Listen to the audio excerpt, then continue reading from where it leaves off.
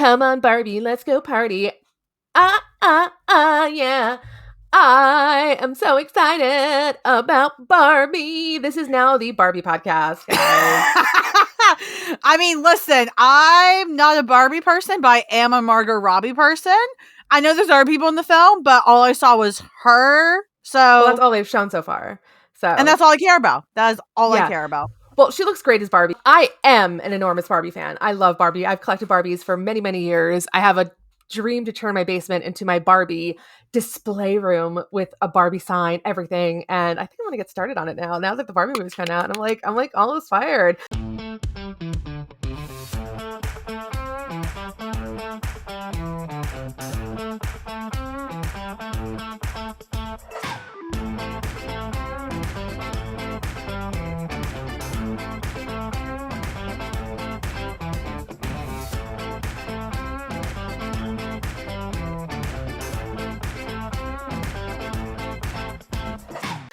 Anyway, this is actually not a Barbie podcast. Welcome back, everybody, to Simply Amazing, the fabulous, what did we call it last week? I guess we became a Shard podcast. Was it Shard podcast we became last week? Or Frenzy podcast was last week? No, now we're a Nightcrawler podcast. We're back to being a Nightcrawler podcast. It's okay. That was with Chris. Remember, he said that. That's right. Yeah, because Nightcrawler is a cop. But I can't wait for. I know. I can't wait for Legionnaires because I have every intention of what's the word I'm looking for? Comparing it to Reno 911 as much as I possibly can. Every week on the Twitter, guys. Once Legion of X starts, get ready because on the Twitter, there's going to be all the comparisons, every single issue. Everything. We're going to compare everything to everything. It's going to be all of that stuff. So, and, you know, we're going to find a way to work in some of the classics. I don't know what I'm talking about, but I'm Lisa, guys. Hi, the OG Nocturne. Welcome. And I'm joined by my absolutely stunning guest. Well, she's not my guest. She's my co-host. She's fabulous. She's wonderful. I am the guest. I'm that special. I don't know where my mind was there for a second, but we don't have a guest this week. We have just us. We're pure this week. So I don't know where Lisa is today, guys. Pure, I don't think is a good word to describe us. But hi, I am Lauren, your friendly neighborhood bi, and I don't know why she's calling me stunning because I'm in literally like the most mismatched outfit on the planet right now. But at least I'm wearing a PlayStation shirt, not an Xbox one. So sorry, Xbox fans, but kick bricks. Okay. I don't know. I played NES, so that's as far as I got. And then I did get into Animal Crossing, just like every single other person in the world during the pandemic. So everybody else got into Animal Crossing, so did I. So my island was called Yoruba.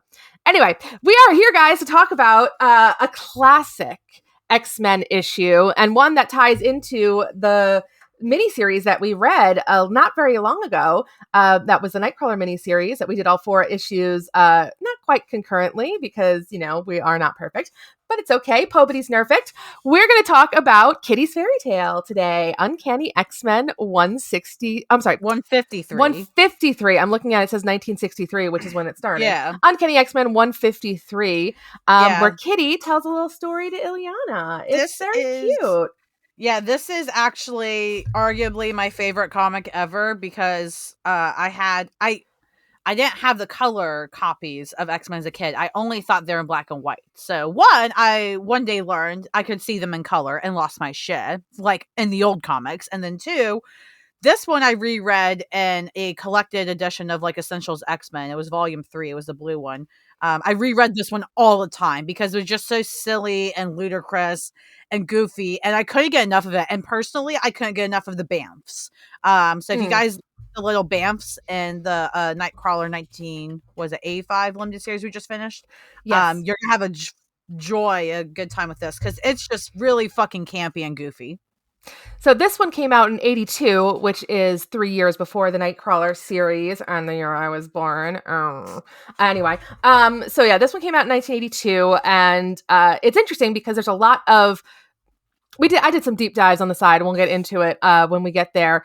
But yeah, it's a really fun issue. It's definitely I guess you can call it a palate cleanser because there's a lot that's been happening in the X-Men up until this point, and you know, this seems to be like, okay, we're going to take a moment and we're going to just kind of reset and just have a funny little story in the center for everything. Although I will say that I don't know that everybody should be terribly flattered by Kitty's depiction of them in her fairy tale. I gotta be honest. I'm not loving. Like I know that like they all are like kind of having fun with it in the end, but if I were Kurt and Logan, I wouldn't be terribly flattered by their appearances. But hey, whatever.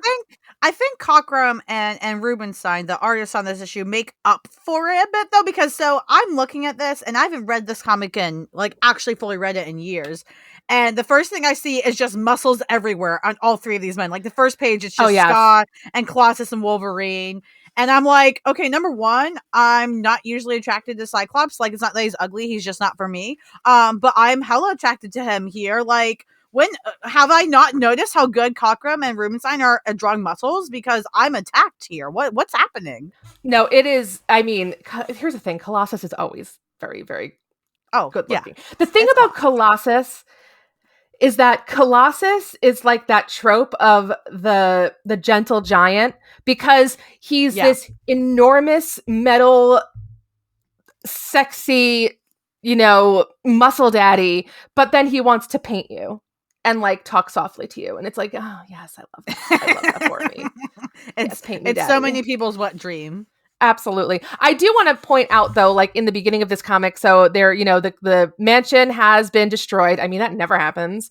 And the X-Men never. The X-Men are cleaning it up. I just want to say one thing. Xavier, you are like a multimillionaire. Why do you got your kids cleaning up this shit? Like this is a hazard. I know this is the 80s. This is not even that. This is barely the 80s. This is the 70s going into the 80s. So I guess that like there's a lot different types of regulations. I'm just saying, like, if I owned a school and I had kids at that school and then that school blew up, I would not have the kids who went to that school cleaning up that school. I would hire people to come do it. I'm just saying, Xavier, tick one, you're a dick. I feel like here, he's acting more like a teacher. A bad teacher, not a good one. A bad teacher than like even a bad parent, because he's like, oh, well, you guys go here. You guys can clean up the school, right? Like it's free labor. He's being a cheapskate, even though you're right. He has like, nah, I'm with you. No, Professor Gasslayer, strike number 67th or whatever. It's like even in on like the second page you see, or third page, you see Scott is using his I-beams to do something in the wreckage. It's like, that's so dangerous. What are you doing? Where's everyone else? Where's Kitty? Where's Kurt? Where did you even ask before you started shooting your I-beams around to clean up this stuff? You are making more of a mess than you've created. Gentlemen, get out. We need to hire somebody. Call a service. Call Three Brothers Scrap Metal on Long Island. They'll come and they'll take all the metal out. Just call somebody. I'm just saying is that we need to do, because this is just a disaster waiting to happen. Someone's going to get hurt. And you know what he's got? So you spoke of other people, and these Kurt is helping with this, and Professor X has him teleporting around, going through the wreckage, possibly where Kurt can teleport into something that could impale him or something. And he's basically telling Xavier what can be fixed, what can't. And it's just like, leave him alone. Also, I want to point out here, though, that Kurt, like, he's bending down, looking down in such a way that his abs do the thing. Listen, I don't see abs drawn on Kurt a lot, and I don't know what to do right now. So, anyway. No, abs. I love when abs do They're doing the ab thing. They're doing the thing. They're doing the thing. I love it. So, but we also got Carol. She's hanging out with the X-Men as well. This is her Carol time. Danvers, yes. Carol Danvers. She's hanging out. This is her time with the X-Men prior to Rogue coming and destroying her. That's coming. That's coming. Not too long after this, I don't believe. Beware, Rogue is coming. Yeah, Rogue is coming. So it's like that meme that people have made from the Captain Marvel movie where she sees like the Skrull, who's the old lady, but they took the Skrull's face out and they put Rogue's face from like Anna Paquin as Rogue, and it's like, yes, that's right. So now Kitty is like, we gotta tuck in Ileana. She's got to go to bed, because guess what, guys? Ileana is a kid here. She's like a weird 6-year-old at most. Like, she's young as hell. And it's one of those things where it's like, I know she's a kid. I know she started as a kid. like in my mind, that's all there. But having, now 30 years or almost 40 years of magic, it's hard to go back to her being a child and being like, oh yeah, we need to tell her a bedtime story while she sleeps in bed with her Fozzie Bear, which, oh my God, I love that she has a Fozzie Bear doll. That's so cute. Right.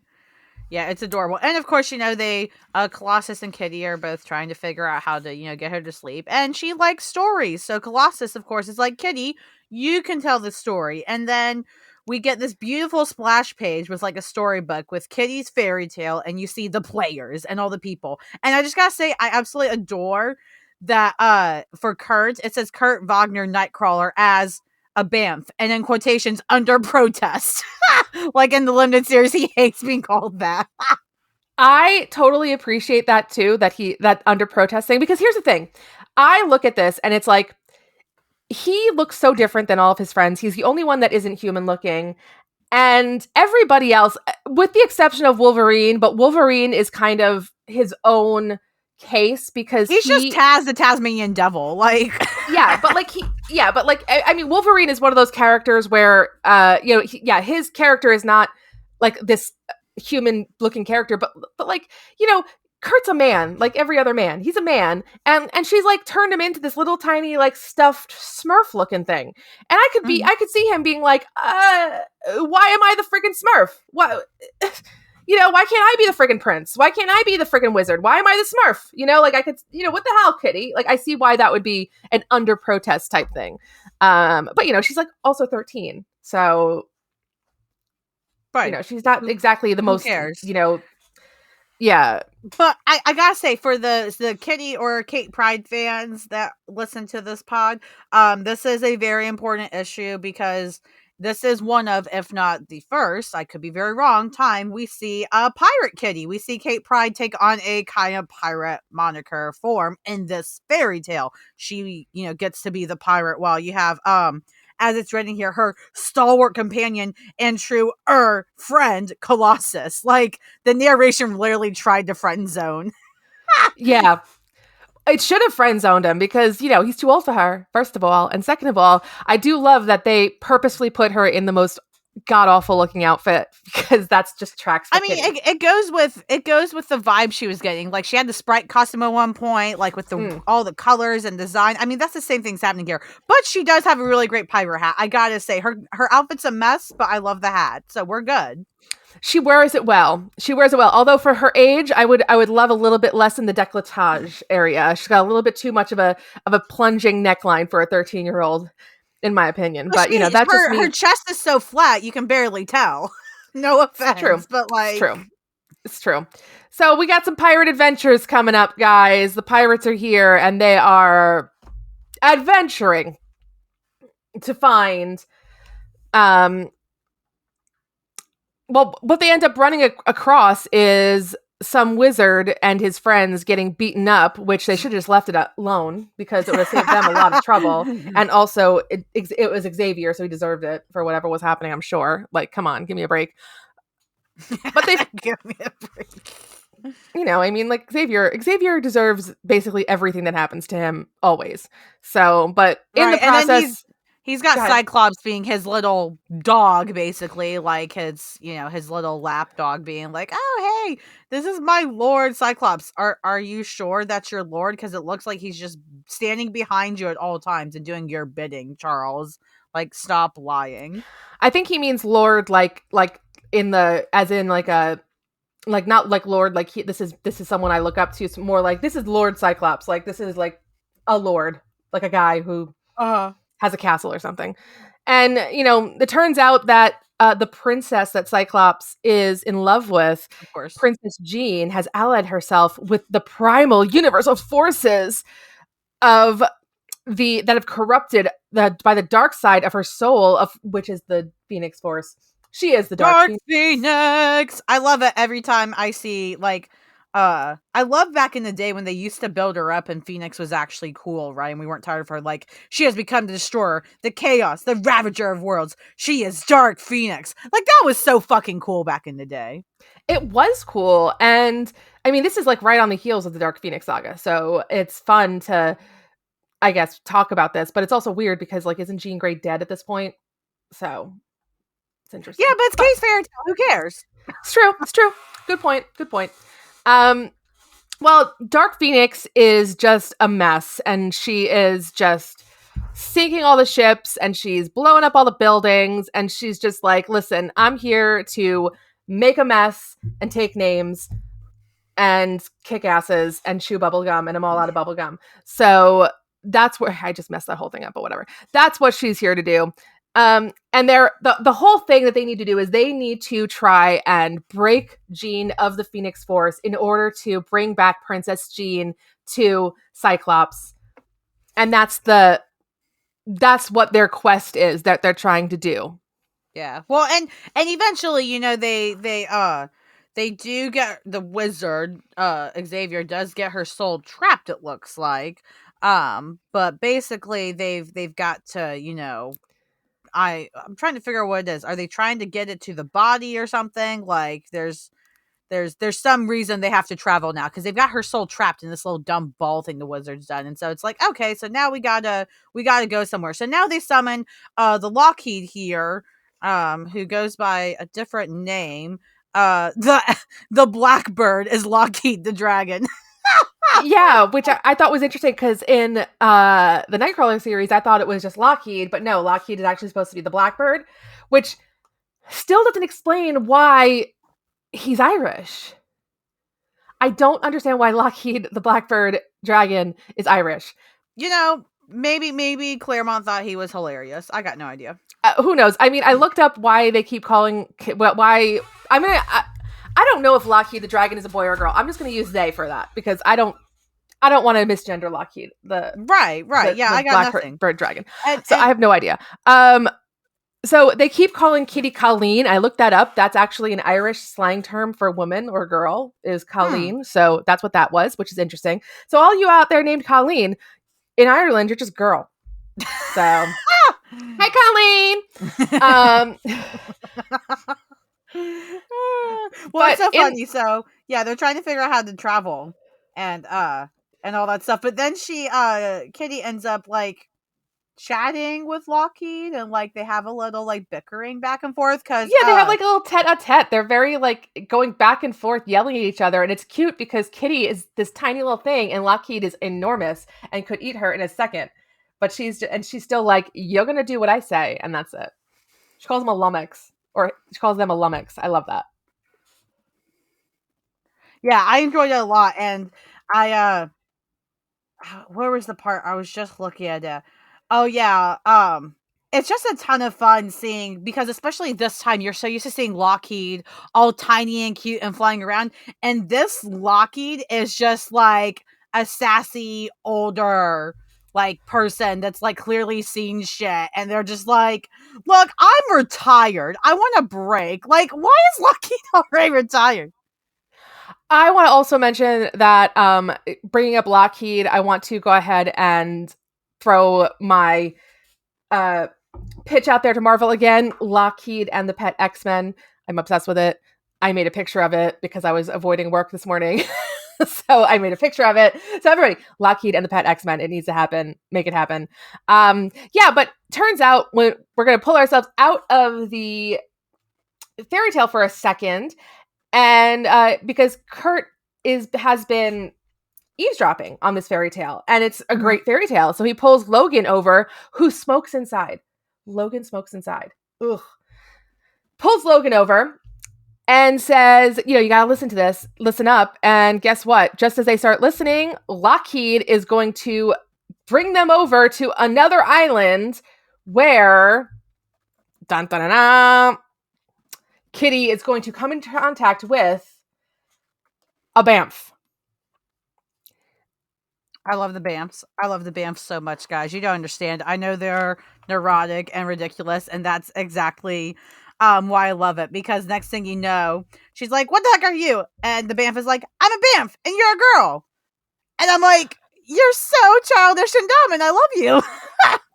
I had to do a deeper dive on the Smurfs when I was looking at this, because I know we talked a bit about the way that the BAMFs look like the Smurfs in the original 1985 series, and we talked about that. But so this came out in 1982, And the Smurfs television show started in the US, in North America, in 1981. However, Smurfs have been around since like the 1960s or 1950s in Belgium, which I think is interesting that the Smurfs actually got more popular in around the area where Kurt grew up ish than before. The Smurfs gained popularity in France, in the Netherlands, in Turkey, in Germany, in Belgium in the 1950s and 60s before they came over to the United States. So it's like Kurt could have actually grown up watching the Smurfs in Germany at home and then have Kitty be like, oh yeah, you're a Smurf, by the way. And it's like, bitch, I've been knowing the Smurfs my whole goddamn life. Everyone's been calling me Smurf my whole life.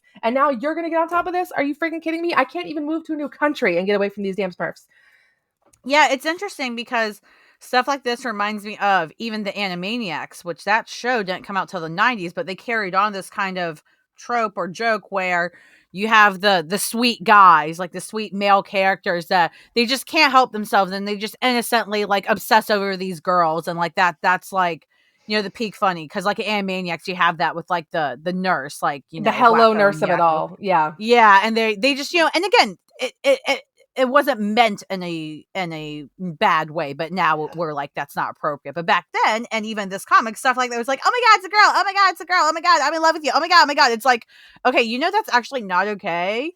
But at the time, this was a common trope and comedy that you saw where it was like, oh, but look, like he's just a sweet guy. Like he just can't help himself.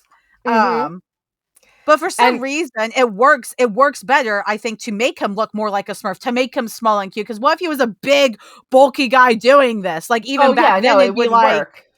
Yeah. Well, I mean, Kurt is very like, I don't love this.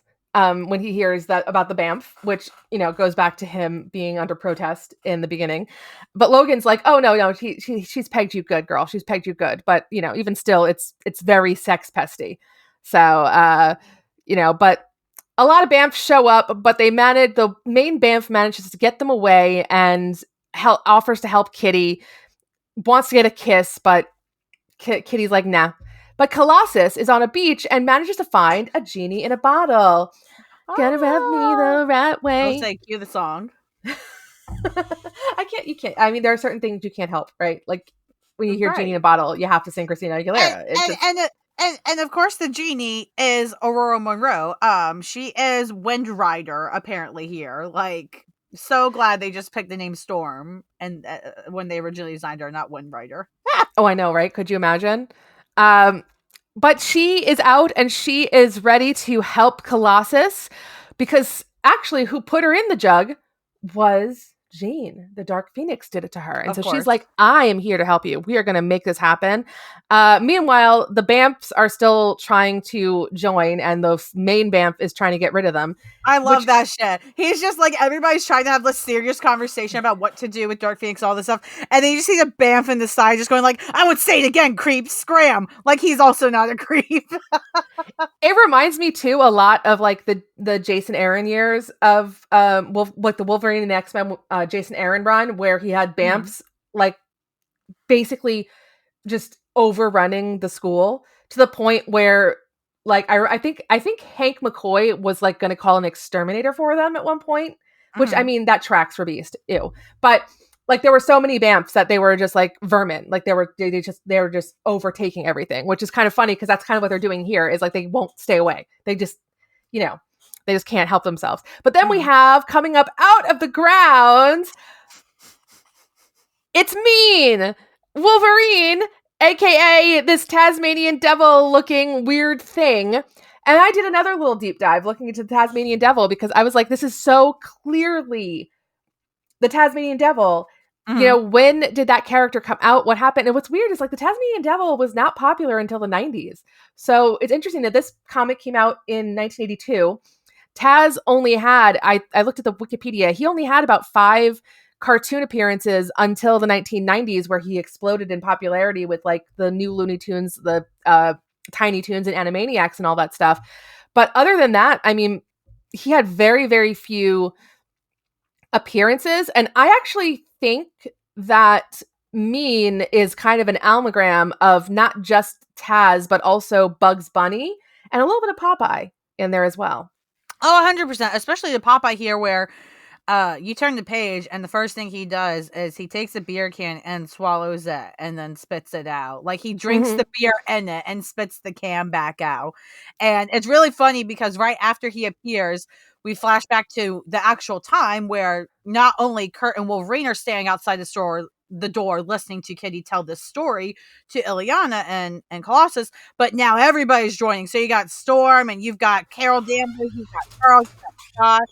And it's just so freaking funny because like Kurt's all like, well, she may have pegged me, but she skewered you. And he's like, what's the matter, Elf? Jealous? Like, Logan's not mad at all. He thinks he's having a great time. It's just kind of funny because it's like, here's what Kitty thinks of you guys. She thinks you're a sex pest and she thinks you're an alcoholic. So, and you smell. So, guys, I mean, Kitty, this is not nice to your friends. This is not very nice to your friends at all. I mean she clearly has her, yeah.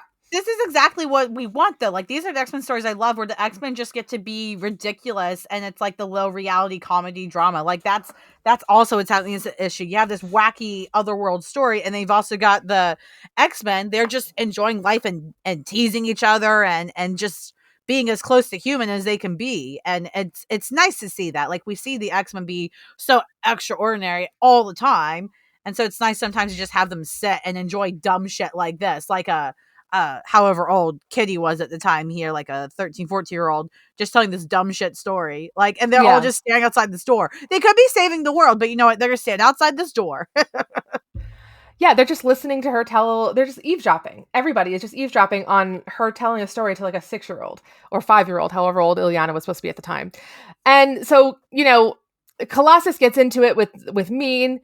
Lockheed gets involved, and then Mean just freaks out, and they all decide they're going to go and save Jean and kill the Phoenix together. Which, you know, and Kitty gives Mean the what for. She's like, you better be good, behave yourself, Lockheed, and you too, Fuzzy. She calls him Fuzzy, which is interesting because that's what she calls Kurt. So, but on their way, they run into the sun, but the sun is not the sun. It's Dark Phoenix! Oh my gosh, your moment of truth is at hand. I just don't, I love Claremont, but sometimes his writing is so over the top. You know, it's just... Oh, he writes like Shakespearean sometimes in terms of how dramatic he gets. And it's like, this does not warrant that, but okay.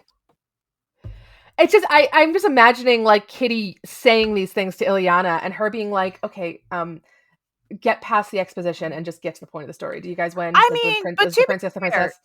Yeah, but I mean, if you think about it, to be fair, Kitty's telling this very elaborate story to this kid who's eating up every single word of it, every single piece of the drama that we as adults may not eat up, right? And so if you think about it, it kind of makes sense to be a little more dramatic here with the narration, because if Kitty's telling it to this kid and she wants to make it as badass and cool and whoa for Ileana as a kid to hear, like, of course she's going to talk it up and be obnoxious. Why not? No, you're right. That's true. I do love that the BAMF is like, I hope she's friendly. Like, he's just thinking with his dick. So, ugh, no matter what version of Kurt it is, that he's always thinking with his dick. I mean, it's like, that's one of the first episodes we ever did. So we had to cover that early on because of how rampant that is. I'm sure we'll do another episode because especially with Legion of X, like if he ends up actually getting able to have a love interest and being able to actually have sex again in a comic. Whoa, what a concept. We will be covering that 100%. Yep. Last time he had a love interest really was like Age of X-Men, I guess. Right? Which and does that completely count? Because it wasn't, the current continuity. But anyways, you've got Dark Phoenix here and sad. Oh, sorry. No, it was, I mean, Age of X-Men was also very sad. So. Yeah, it is. It was freaking depressing. But anyways, like I said, you got Dark Phoenix here and Lockheed, and you've got all of the rest of the crew on Lockheed trying to figure out what the heck to do. And eventually, the Taz Wolverine ends up being dumb and basically smacking Lockheed, which Lockheed freaks out, spits a bunch of fire out, and as they freak out, everybody falls off their back. And so now everybody's falling, and Wind Rider, the version of Storm here, is like, oh my god, they're falling, but I can save them. And so she does some spell or whatever, and she gives everybody some form of wings. So you got Colossus with this big metal thing looking like the thing the Green Goblin flies on in Spider-Man. You got Wolverine with some kind of Like bat gargoyle-ish wings. wings. Yeah. Yeah, and you've got Kitty with giant butterfly wings, and then you've got the little BAMF with little tiny wings, and it's so cute. He's got little pixie wings. It's very cute. Pixie fairy wings. It's adorable, and it's so cute because the BAMF is just like, I love them. And then Scott has some kind of weird flying chair. Why he be looking like Xavier? You're not Xavier. Stop it. Wants to be. It's funny though. I do like his flying chair. This chair is magnificent. I love it. Contains my accursed eyes of death. He calls his power eyes of death. I mean, I don't want him looking at me without sunglasses. That's for sure.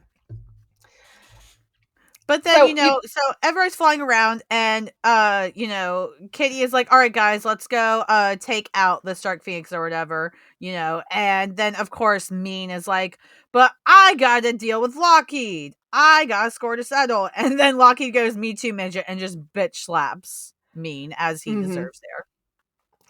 And then in the very next one, they're all basically kind of trying to contain Jean / the Phoenix, and she says, you cannot hold me, you could as soon try to contain a star. Mean says, talk is cheap, Star Mama, which I think that's my new name. I think that's my new drag name, Star Mama. I love that for you. Right? Star Mama.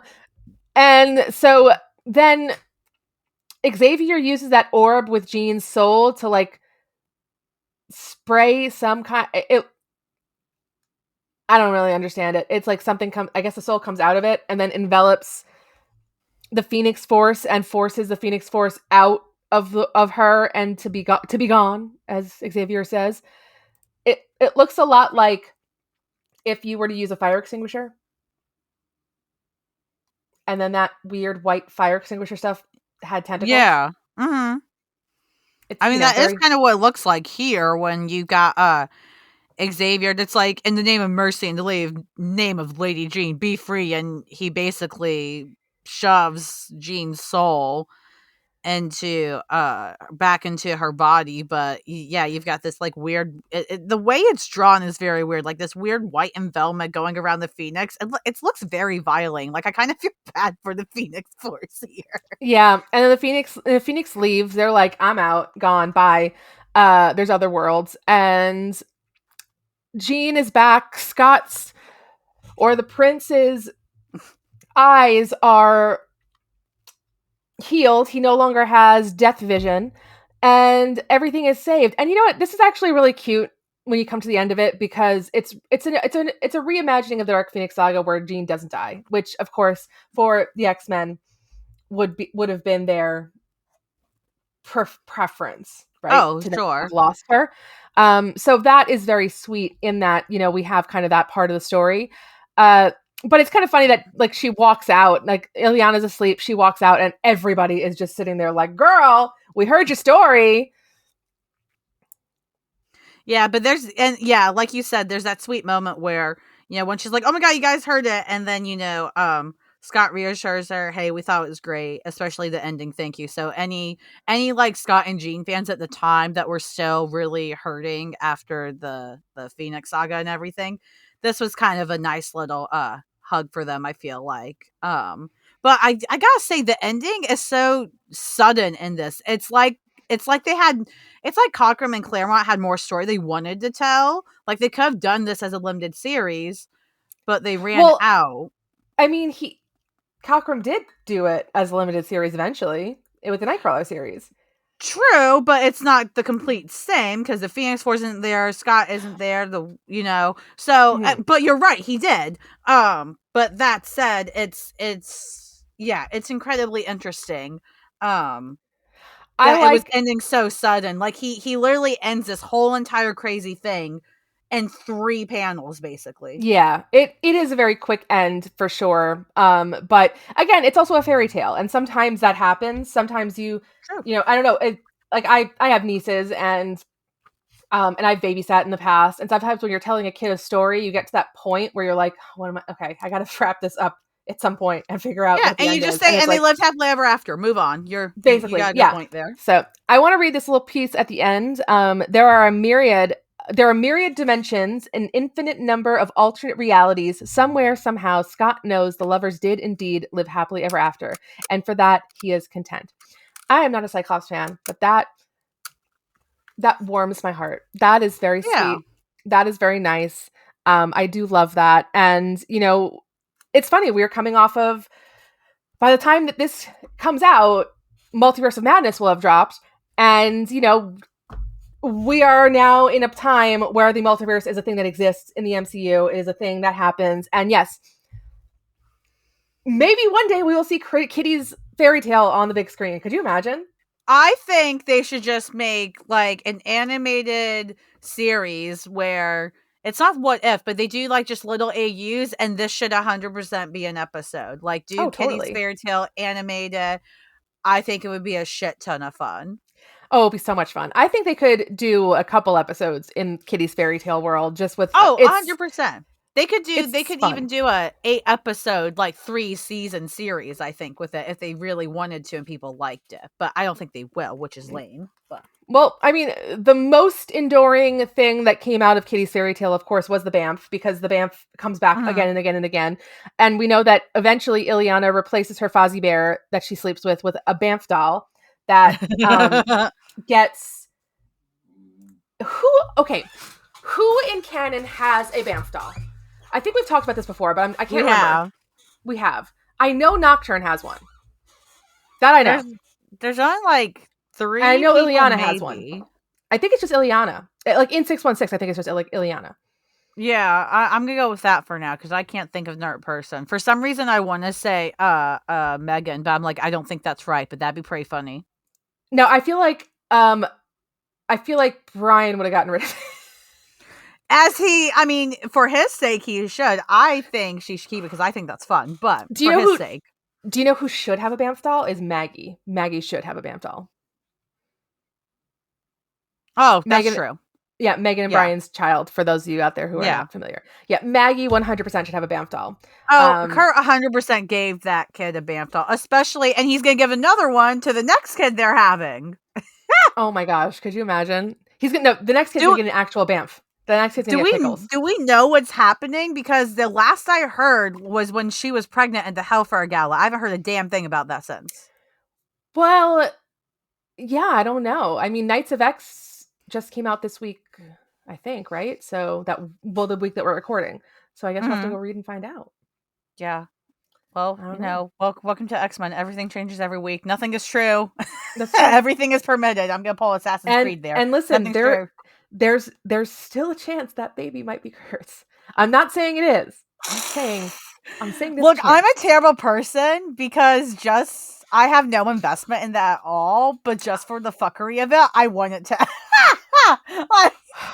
I am of two sides of it.